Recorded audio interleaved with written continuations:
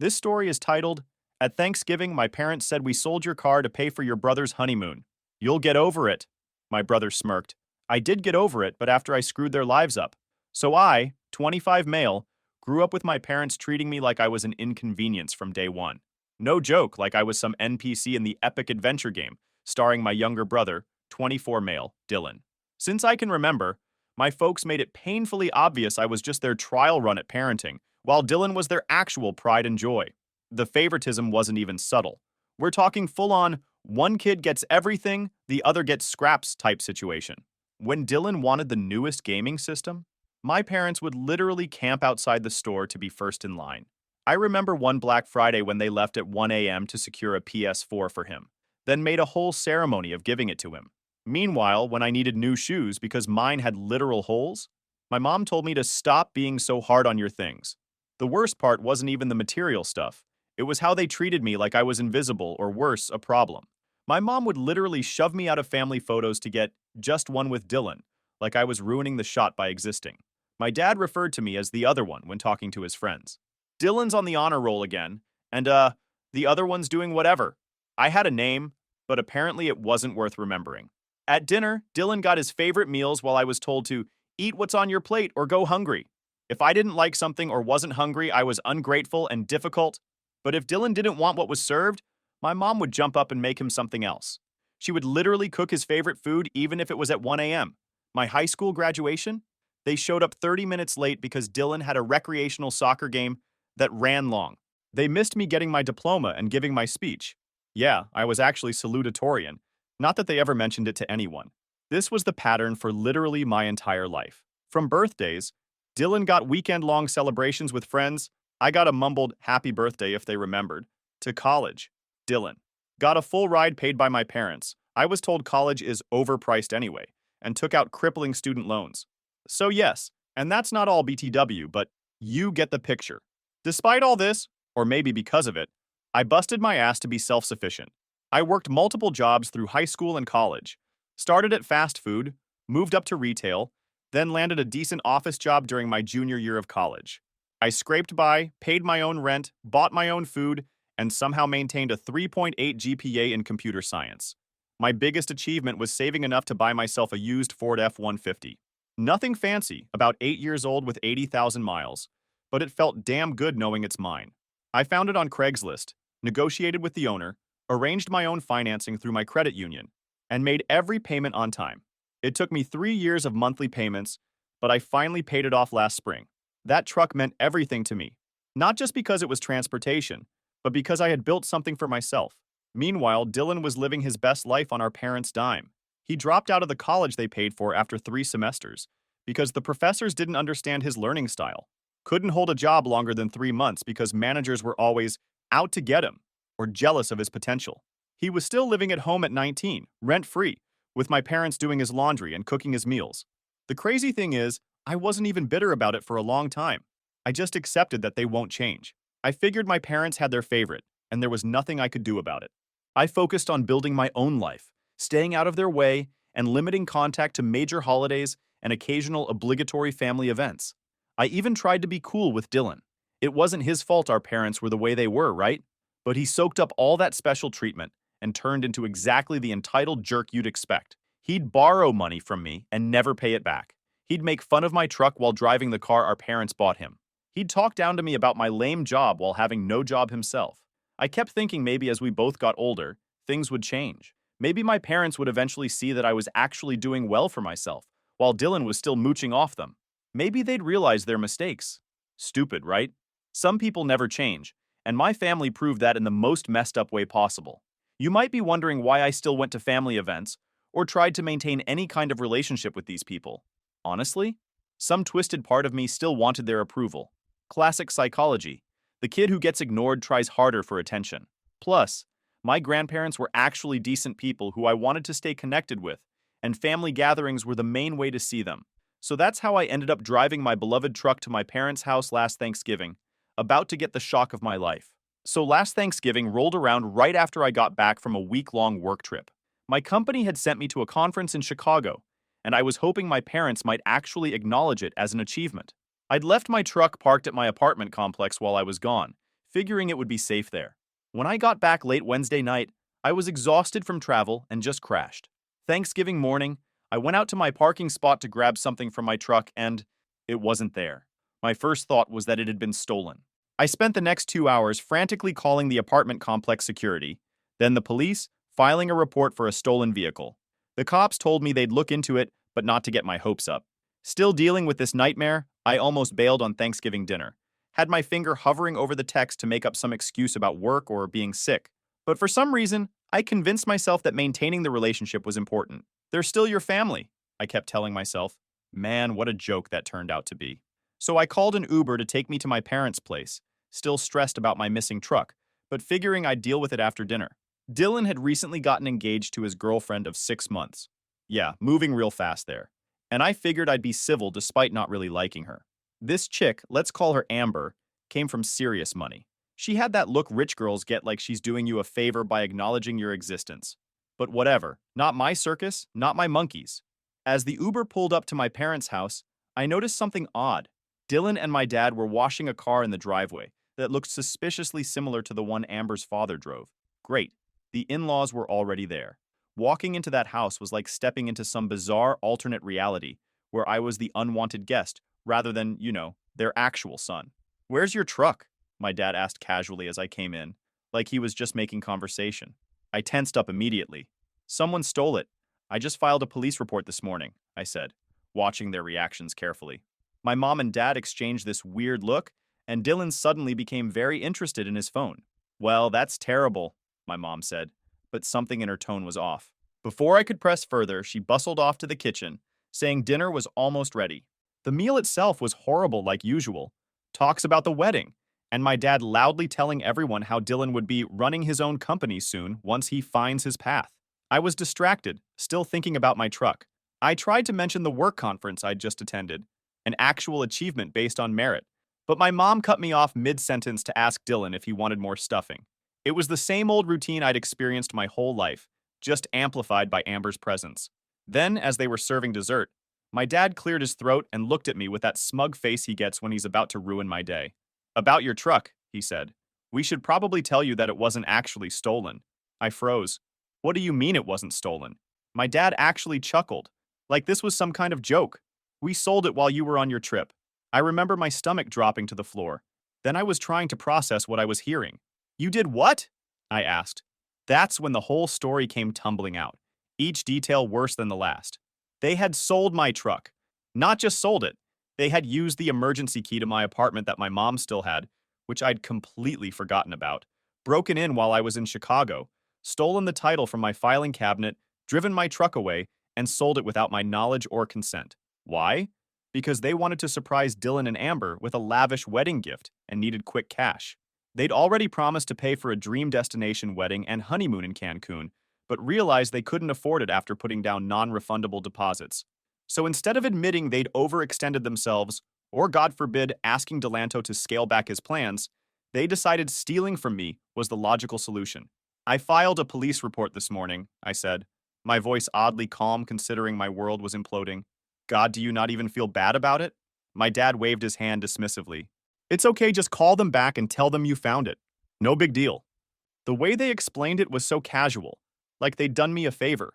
My mom actually said, "That truck was too big for you anyway, and you were wasting money on gas." As if her opinion had any relevance to my vehicle that I bought with my money. Dylan sat there with this shit-eating grin the entire time, like watching me get screwed over was the highlight of his Thanksgiving.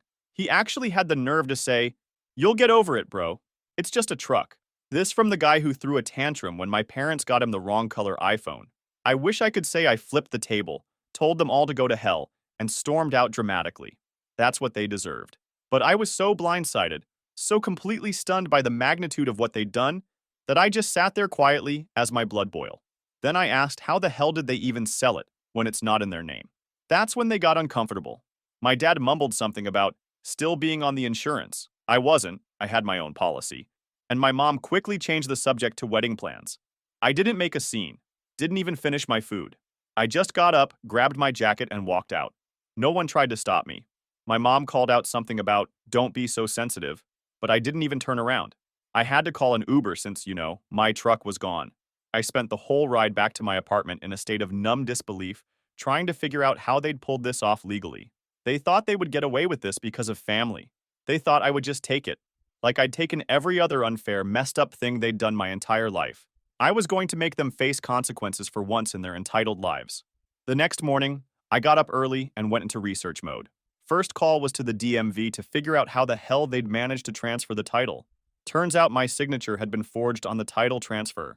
Not even well forged. It looked nothing like my actual signature.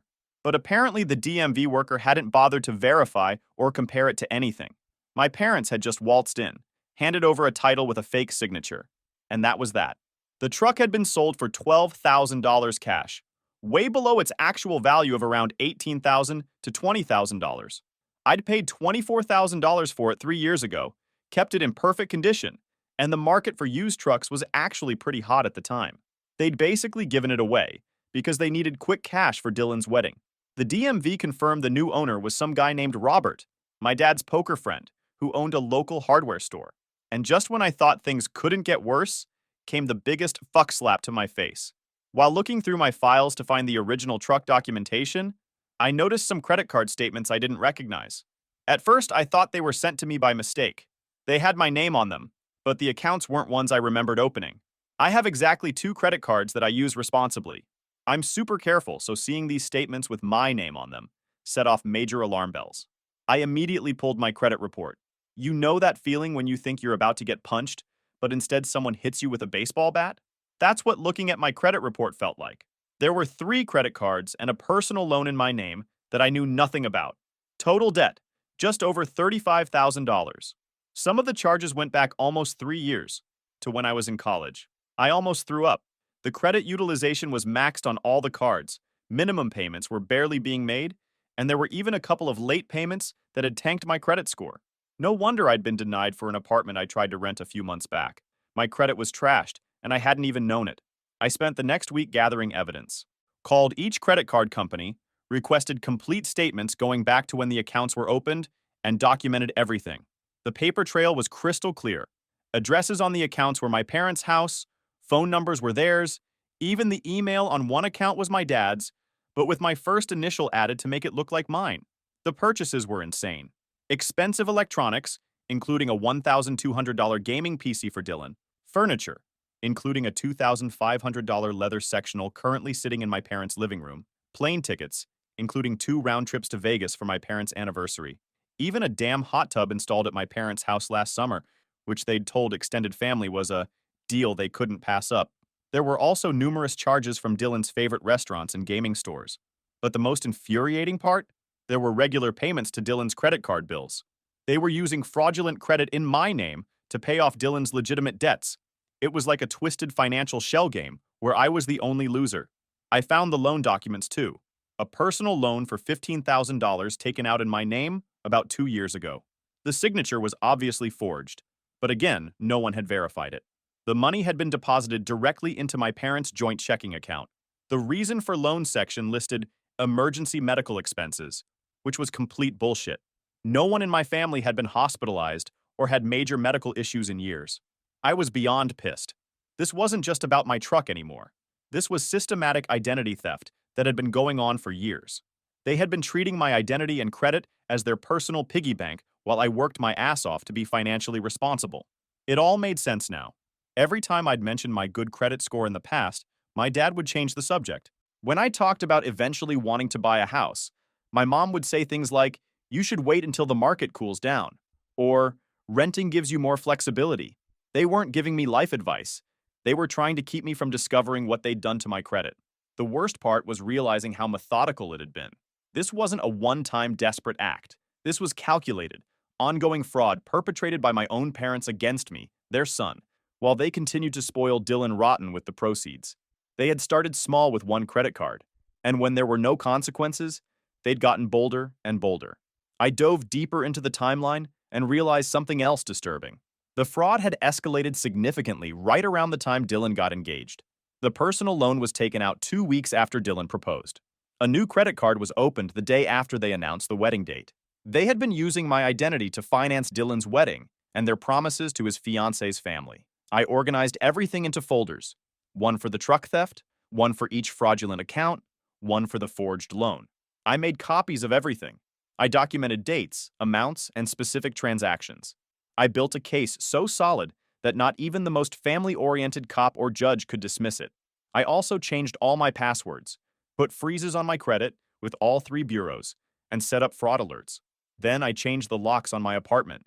I wasn't taking any chances that they might break in again and destroy evidence. The whole time, my phone kept blowing up with texts from my mom asking why I'd left Thanksgiving early and if I was still being dramatic about the truck. My dad called once, left a voicemail telling me we needed to straighten this out like men. Dylan sent a single text. LOL, did you seriously leave because of a truck? Grow up. I ignored them all. I wasn't about to tip my hand. Let them think I was just sulking. Let them think they'd gotten away with it, like they always had. By the end of that week, I had everything I needed. But I didn't go to the police right away. No, I wanted my parents and Dylan to know they can't fuck around me anymore. I wanted them to understand that I knew everything, and I knew exactly when and where to do it for maximum impact. My grandparents called for a family gathering and dinner at their house 2 weeks after Thanksgiving. They usually do that for the family to stay connected. Everyone would be there, aunts, uncles, cousins, the whole deal. I decided this was the perfect opportunity. I spent those weeks gathering and organizing every piece of evidence. I put it all in a neat folder. The day arrived. I drove to my grandparents' house. When I showed up at the family gathering, my parents looked disgusted to see me. My mom actually rolled her eyes and whispered something to my dad, who snickered. I later found out they'd been telling everyone I was mentally unstable and making up stories for attention, and definitely wouldn't be welcome. Classic move to control the narrative. I hung back, making small talk with a couple of cousins I actually got along with, biding my time. I wanted to wait for the right moment when everyone was together in one place. That moment came after dinner when people were mingling in the living room, high on food and family gossip. When there was a lull in the conversation, I stood up. Since we're sharing big family news, I've got something everyone needs to see. I handed out copies of my evidence packet to key family members. My grandparents, 2 uncles, aunt, and my grandfather. Mom and Dad have been committing identity theft against me for the past 3 years, I said, keeping my voice level. They've opened multiple credit cards and a personal loan in my name without my knowledge or consent. Total fraudulent debt, over $35,000. They've also recently stolen and sold my truck by forging my signature on the title transfer. Everything I'm saying is documented in those folders. My mom immediately tried to interrupt, saying I was making things up. My dad attempted to pull me aside, hissing that this wasn't the time or place. Dylan just sat there looking like he was about to throw up. But I kept going, speaking louder to be heard over my mom's increasingly panicked denials. The evidence includes statements for all the fraudulent accounts, showing purchases that benefited them and Dylan. There's also proof that they used these accounts to pay Dylan's bills and fund his wedding plans. The room got real quiet as they all started looking through the documents. My grandparents were shocked. One of my uncles went with Jesus Christ as he flipped through the pages, while my other uncle couldn't even look at my parents. That's when my dad tried a new angle. He stood up, trying to look authoritative, but coming across as desperate. We were going to pay it all back, he said. We just needed help during some tough times. The economy has been hard on everyone. I couldn't help but laugh, which just made them look more frantic. You didn't ask for help, I pointed out. Asking for help would have involved a conversation where I had the option to say yes or no. What you did was steal from me, repeatedly, for years, without my knowledge or consent. That's not family helping family. That's fraud. Dylan finally found his voice, though I wish he hadn't. You're such a jerk, he spat. You've always been jealous, and now you're trying to ruin my wedding and my reputation because you can't stand to see me happy. I turned to him, keeping my voice calm even though I wanted to punch him in the face. Shut up, Dylan. You're in no position to speak. You've been benefiting from their theft for years. That engagement ring on Amber's finger? Paid for with a credit card in my name. Those gaming systems in your room? The numerous times they've paid your bills? All with stolen money. You're as screwed as they are. I didn't need to say anything else. I just walked out, leaving the chaos behind me. I had said what I needed to say, shown what I needed to show. The family would never see my parents the same way again, and that was enough for now. But was it the end? Fuck no. I wasn't done yet. As I was leaving, my grandfather caught up with me at the door. I'm sorry, he said. I had no idea. Whatever you decide to do next, you have my support. That meant more to me than he could possibly know. I drove around for hours that night, processing everything that had happened. The weeks following that family gathering were absolute chaos. My phone blew up with calls and texts from literally every family member. Some were supportive, expressing shock and offering help. Others were critical, saying I should have handled this privately, and that airing dirty laundry at a family event was inappropriate. As if my parents stealing my identity and $35,000 was just some minor disagreement that could be resolved over coffee. My uncle, the accountant, called first thing the next morning. Kid, you need to file police reports yesterday. This isn't just about family drama anymore. Your credit is tanked, and you're legally responsible for those debts until you formally report the fraud. He walked me through the process and even offered to go with me to the station. Good dude. Dylan, predictably, went on the offensive. He called me every name in the book, saying I'd ruined his life and his relationship. Apparently, Amber was reconsidering the engagement after learning how the ring was purchased. He blamed me for this, of course, not the fact that he was wearing stolen goods. My parents swung between begging for forgiveness and threatening consequences. My mom would call crying one day, saying she only wanted the best for her boys, and got carried away. The next day, my dad would leave voicemails saying I was no longer their son and that I would regret taking this public. It was emotional whiplash at its finest. The most telling thing? Not once, not a single time, did they offer to pay back what they'd stolen or fix the damage they'd done to my credit. Their apologies were always about their feelings, their reputations, their pain. Classic narcissist playbook. Amid all this chaos, I had some serious decisions to make. Plus, there was the matter of the truck, my truck, that I had worked my ass off to pay for. That represented my independence. That was mine. They had stolen it, sold it for a fraction of its value, and spent the money. That alone was enough to justify legal action. With my uncle's help, the lawyer one, I filed police reports for identity theft and fraud. I also filed disputes with all the credit agencies and the credit card companies, attaching copies of the police reports.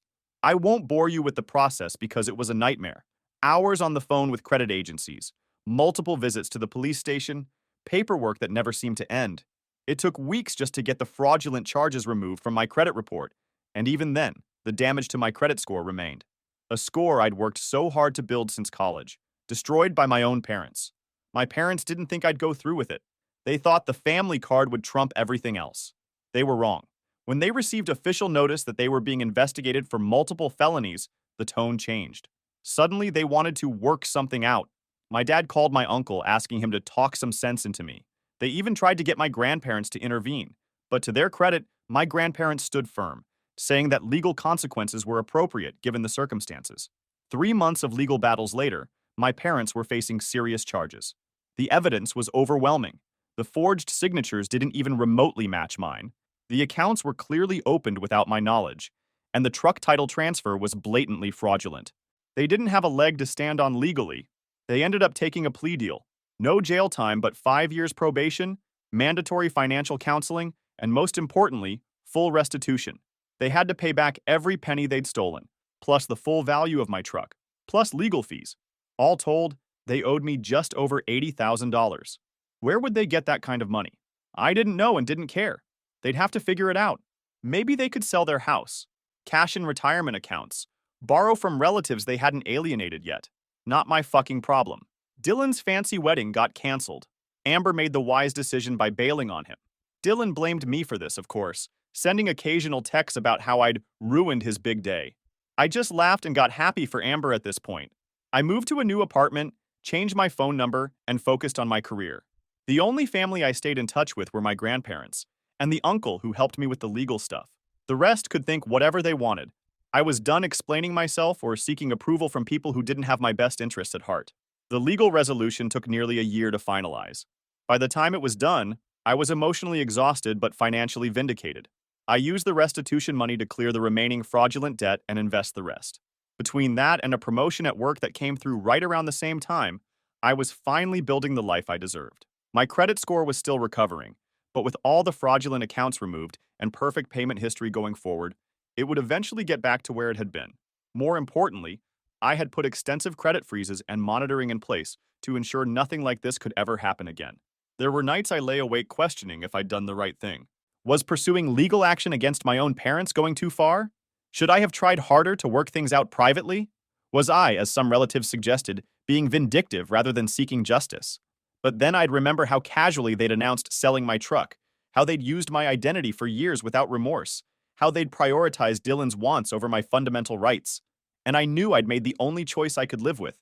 By the 1 year anniversary of that fateful Thanksgiving, I was in a completely different place. New apartment, new job title, new outlook on life and family. I had learned the hard way that DNA doesn't guarantee loyalty or love, that sometimes the healthiest family is the one you choose for yourself. As for my parents, I heard through family members that they were struggling financially after having to pay me back. Couldn't care less. Edit 1. Whoa, I didn't expect so many responses. Thanks for all the support and advice, folks. Edit 2. For those asking for an update, I have one for you soon. Stay tuned. Update. Subreddit. Been a while since I shared my story about my folks selling my truck and the identity theft shitshow that I discovered after. Some of you wanted an update, so here's what's gone down. Fast forward 2 years. I'm absolutely crushing it. That restitution money the court forced my parents to pay? I invested half of it in this fintech startup that developed some payment processing app my accountant uncle told me about. Company got bought out 6 months ago, and my investment tripled. Between that windfall, busting my ass at work, and 2 promotions, I bought myself a Tesla Model 3. Definitely a massive upgrade from my old truck. First brand new car I've ever owned. Every time I hit that acceleration, it reminds me that cutting my toxic family out was 100% the right call. My credit score is back up to 790 after being in the toilet. Took almost 2 years of perfect payments and time for all those fraudulent inquiries to drop off.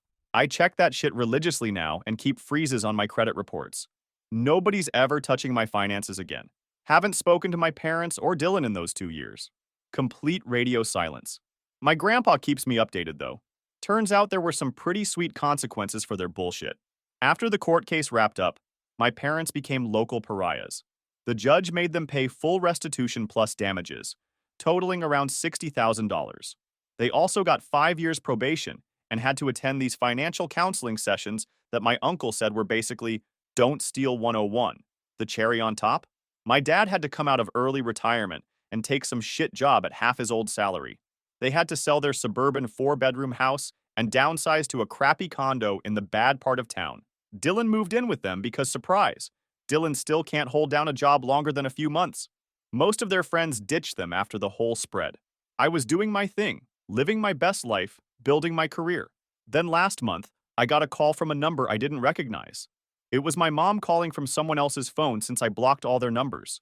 She was crying about how they needed help. She claimed dad had health problems, insurance wasn't covering everything, they were about to lose the condo, Dylan lost his job again, blah blah blah. Could I please bail them out just this once? Fuck off. I told her I'd think about it, and hung up. I thought about it for exactly 5 minutes before deciding to drive over. Not to help, just to finally say what needed to be said. I pulled up in my Tesla and just sat there for a minute, watching them all peek through the blinds. Mom was the only one with the guts to come outside. She walked up with those hopeful eyes, probably thinking my nice car meant I was there to be there to save the day. She started with the classic guilt trips. We're still your parents. Family sticks together. And my personal favorite, we've learned our lesson. I rolled the window down just enough to talk. I came to give you some advice, I said. The same advice you gave me my entire life when I needed help. Figure it out yourself. She tried the "your father could die" angle. There are resources, I told her. Government programs, payment plans, charities. All the same stuff I would have had to use if I hadn't fought to get back what you stole from me. Start there. Dylan came out, pounding on my window, yelling, "You're such an a-hole. You think you look cool showing up with some Tesla while refusing to help your family? Fuck off." Oh yes, I do look cool. So anyways, I just came to say good luck figuring things out. Keep trying, I believe in you. Then I just drove away. I could see Dylan losing it through the mirror. Good for me. Is everything perfect now? Nah. I still have moments where I wish I had normal parents. Father's Day commercials still hit different, but those moments get rarer as time passes. Bottom line for anyone reading this. You're allowed to walk away from people who hurt you, even if they're family. Especially if they're family. Blood doesn't entitle anyone to steal your truck, your identity, or your peace of mind. Edit 1. For those asking if I'll ever consider helping them, the answer is a big, fat no. Edit 2. For the few people in DMs telling me I'm being a jerk. Fine. Try to get frauded and robbed by your family. No? I don't think so.